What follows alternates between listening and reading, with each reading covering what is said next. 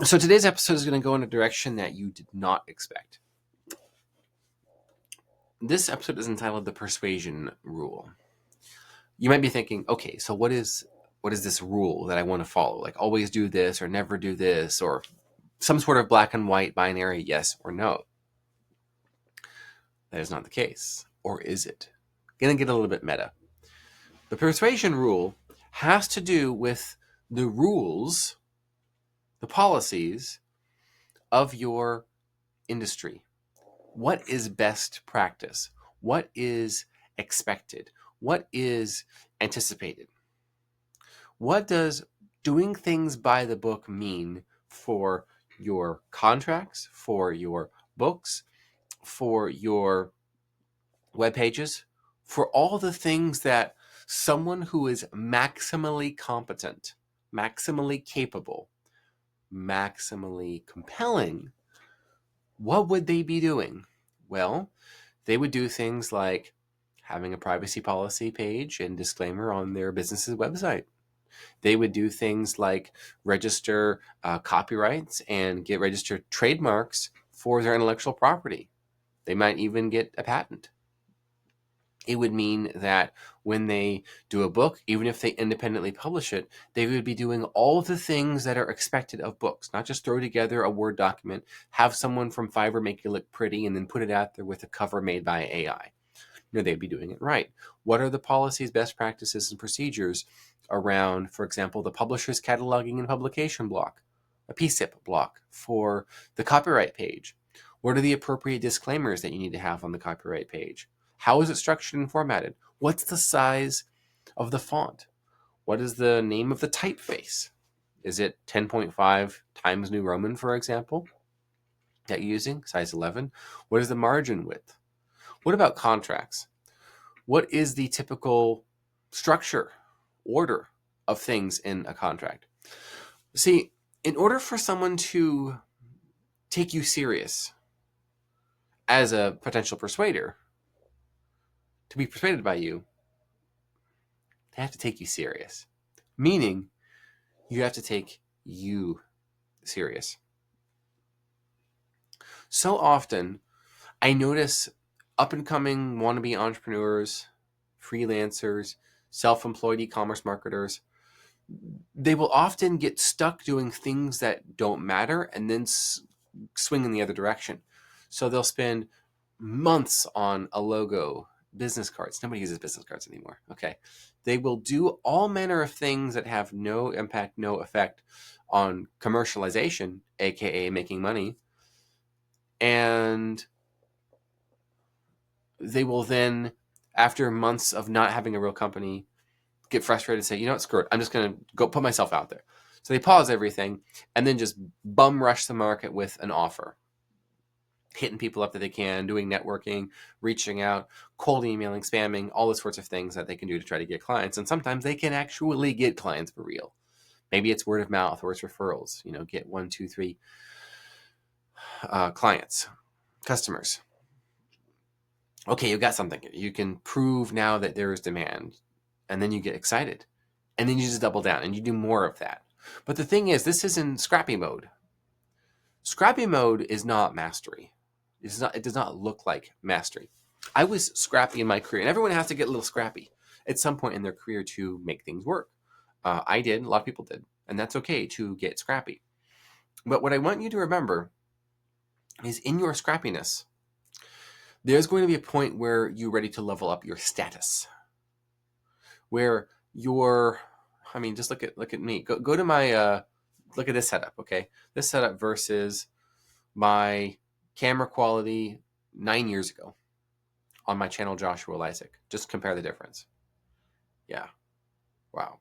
Those were scrappy videos. That was the scrappy stage of my life and of my career and in my business. Not so much now. I will not be seen in public without wearing a collared shirt now. I go to bed wearing a collared shirt. Okay? When you take yourself serious, when you make sure that you are holding yourself to a higher standard, other people will go, whoa, this person is a serious player. I should take seriously what they have to say. It's a little bit of persuasion.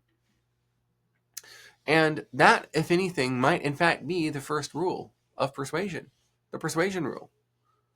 which is in order to take you serious, in order to take your persuasion serious and have the potential to be persuaded, your people must see that you take yourself serious first. Could that be the first rule of persuasion? The persuasion rule? I suppose it could. It's certainly step 0 in the process. If your sales pages are sloppy, your sales and marketing emails are just totally disorganized, even if you're attempting to use persuasion techniques, tactics, hactics like urgency or social proof or likability or authority, it's going to come off looking not so put together. It's going to come off looking scrappy. And that's okay if you're selling a 5-hour course for $47. That's what I was doing back in 2016. And then I relaunched a side coaching or side course business rather in 2020. You got to do what you got to do, and that's okay. But it was scrappy, very scrappy. Nowadays, my work is being read by the VIPs of the world.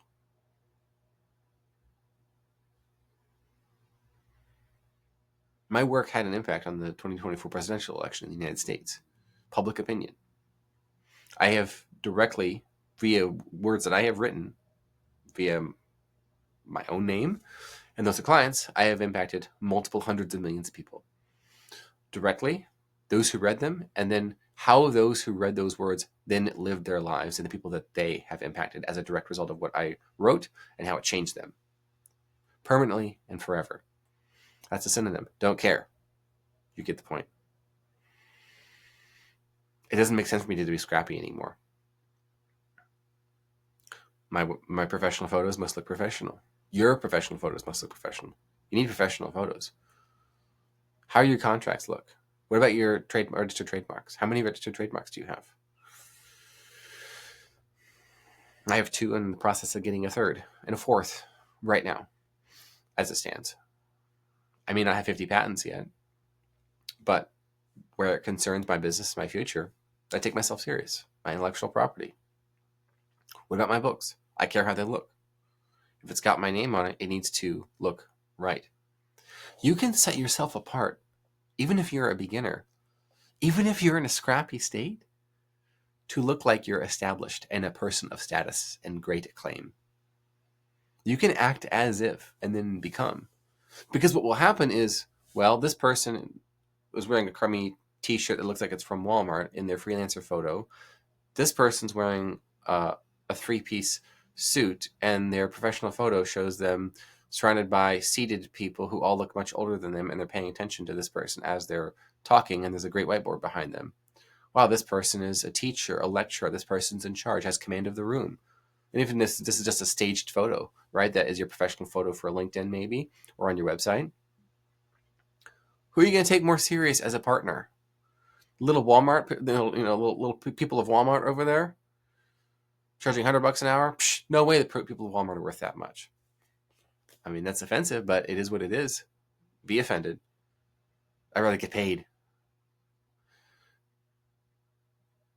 Your ability to persuade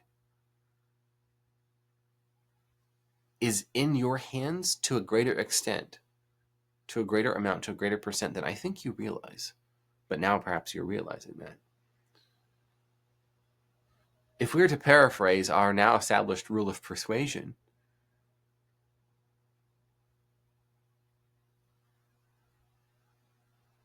people can be persuadable, and you have control over that. To persuade people, be persuasive. Gee, thanks, Joshua. Why did I watch this whole video to get to that point where you would drop that complete and total bombshell on us? Thank you very much. You're welcome.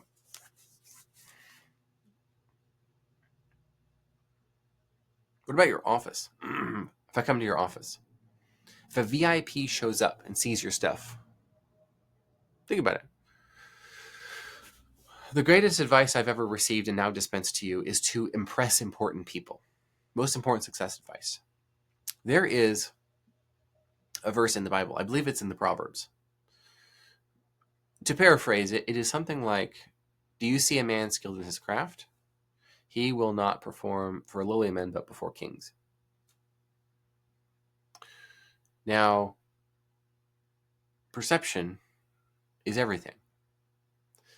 If a king does not perceive that you are skilled in your craft, even if you are, guess what? You're not skilled. Personal branding is everything. In an age where there's a globalized economy and tasks can get done by anyone, anywhere, there's no moat for a career. Even labor unions are uncertain now. It used to be, kind of a guaranteed job. Maybe you're a public school teacher in some scenarios, but with school choice and homeschooling situation, that is fortunately under threat now. But what about you and your place and your career? The only moat you have now is your personal brand, your story, your authentic experiences, your voice, your message, the identity that you have built that makes people trust you, makes people like you, and of course, first of all, makes people know you.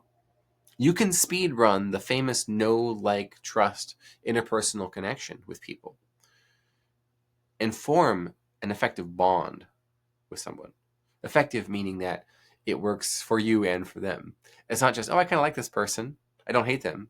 But no, they follow you online, they read your material, they watch your videos, they book a call with you, and then they hire you.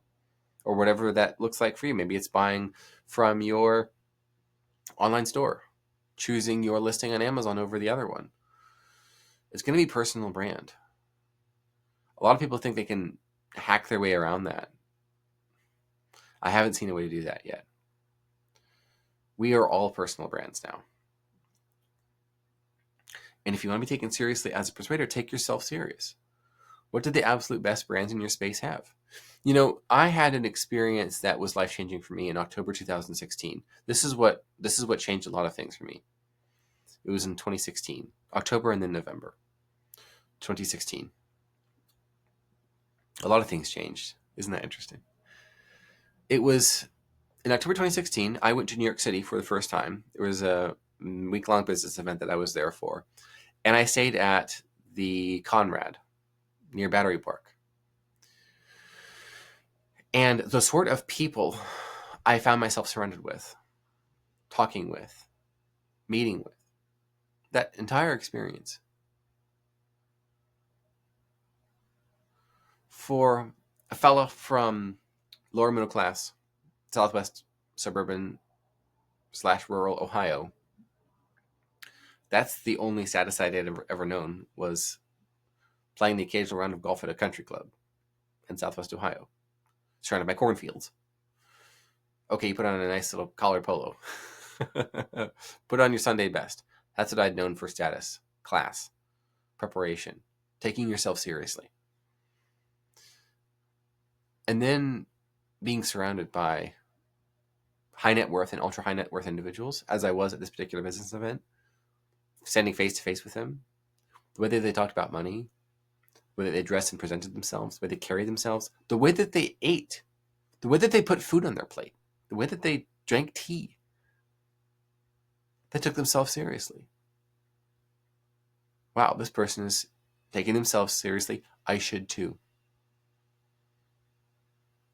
If anything, I believe that is the first rule of persuasion.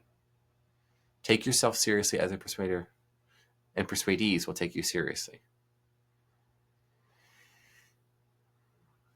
You have more control than I believe you realize over how persuasive you are. You might find yourself doing a little personal brand on it after this video, and that's okay. Yes, we want you to have the privacy policy and contracts that look right and everything that is above board. It looks real. Wow, this is a real company. I mean, how do law firms onboard people? What about CPA firms? The big ones. The software they use and processes they use aren't that expensive. Probably less than $2,500. You can register a trademark, whether it's a logo or a slogan that you really like that resonates with people. You can get a professional email, have professional email signature in your footer. You can have social media that just looks like thebomb.com because you have professional photos, headshots, all these things that prove you take yourself serious. And a real camera and a real mic, real audio, real background. Looks great. To the extent you take yourself serious and project that, other people will take you serious as well. One piece of interpersonal persuasion that I've touched on is the personal brand. I do have a personal branding course. It is called The Best Way to Write About Yourself. If you just simply Google Joshua Lisec, the best way to write about yourself, you will find it. It's $199. I don't usually pitch my courses and videos. I think this time it's going to be a little bit different because I think that you will find that course uniquely valuable if you want to learn more about this. The first rule of persuasion and the personal branding techniques. To the extent you take yourself serious and project that, other people will take you serious too as a persuader, to be persuaded by you, to them, from you, by you, for you.